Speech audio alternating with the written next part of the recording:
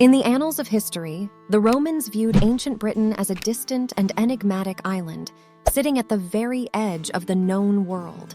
Their early attempts to set foot on its shores were met with resistance, but it wasn't until 43 CE, under the command of Emperor Claudius and General Aulus Plautius, that the Romans managed to establish a firm foothold in southern Britain. Thus, Britannia was born as a Roman province. In 122 CE, Emperor Hadrian embarked on a visit to this newly acquired land, and in that very year, construction began on what we now know as Hadrian's Wall.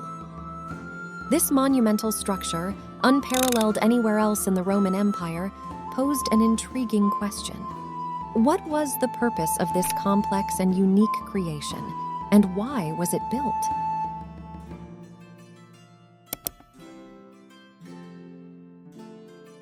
Situated in what is modern-day northern England, Hadrian's Wall stretched an impressive 118 kilometers, spanning from Wallsend-on-Tyne in the east to Bowness-on-Solway in the west.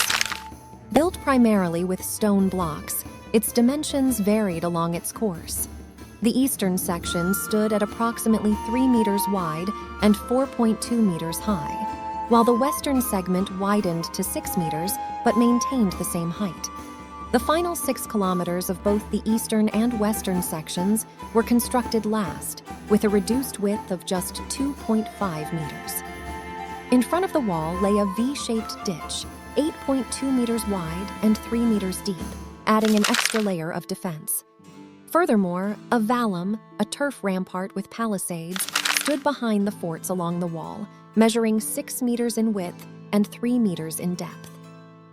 The wall was punctuated by forts, mile castles, fortified gateways, and turrets, observation towers, at regular intervals. Mile castles, strategically positioned every Roman mile, about 1481 meters, provided crucial defense points, while turrets placed every third of a Roman mile, approximately 494 meters, offered vital surveillance.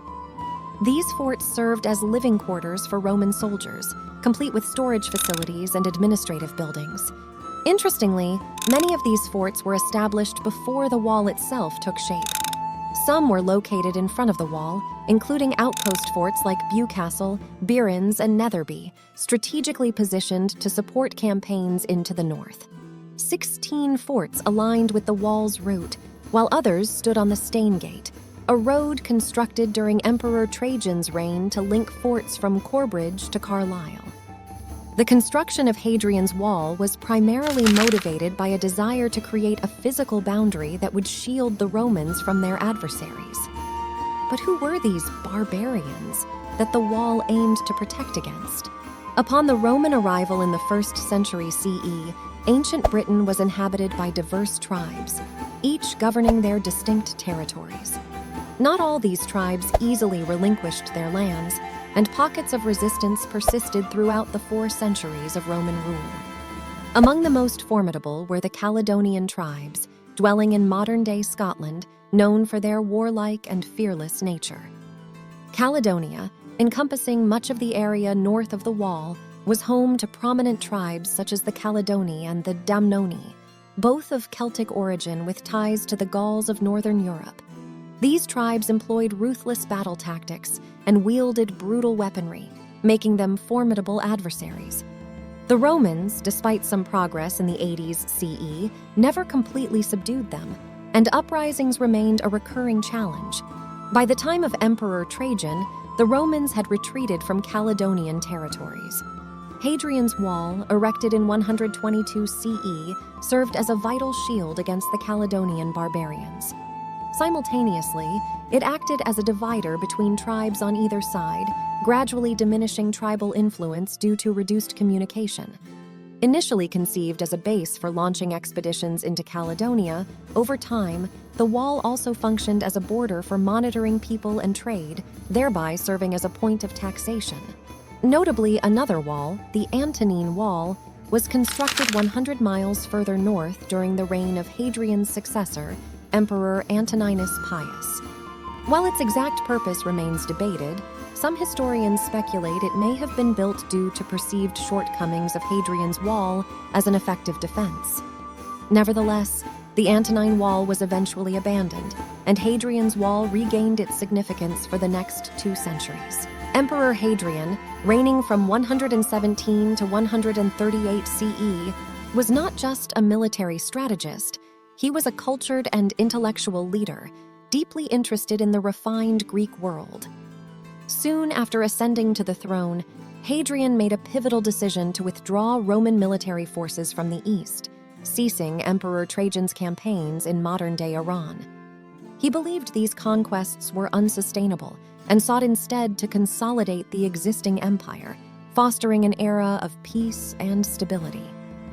Hadrian's Wall aligned with this new foreign policy, as its imposing presence demarcated the limits of the empire, constraining its expansion. Did Hadrian's Wall transform Britannia into a more peaceful and stable province?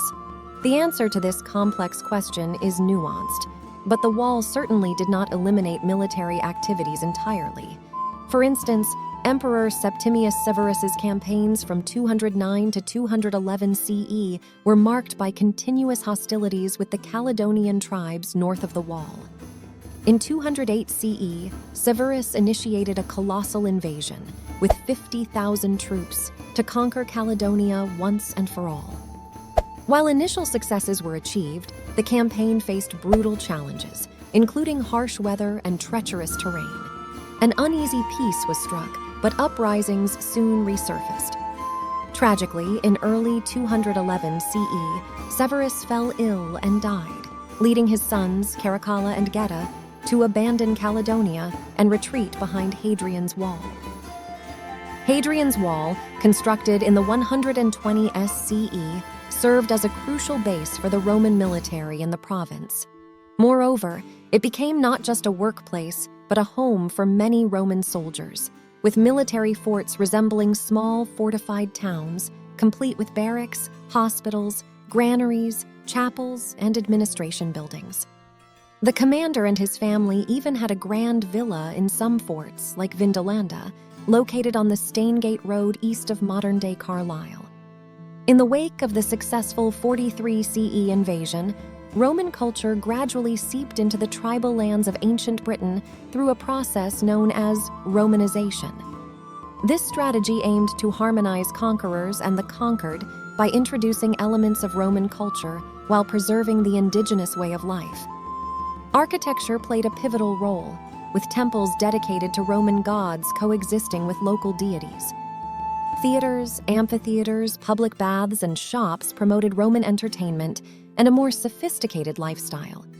Importantly, Hadrian's Wall played a pivotal role in Romanization, as it brought thousands of Roman soldiers to Britain, along with their culture, religion, and even culinary traditions. Many Roman soldiers married local women, further intertwining the Roman way of life with that of the indigenous population. In retrospect, Hadrian's Wall stands not only as a formidable frontier, but also as a testament to Emperor Hadrian's legacy. It symbolizes Roman engineering prowess and infrastructure, serving as a constant reminder to the local populace of their Roman rulers. This grand structure played a pivotal role in ensuring the stability of Roman occupation in Britain, which endured for over 4 centuries.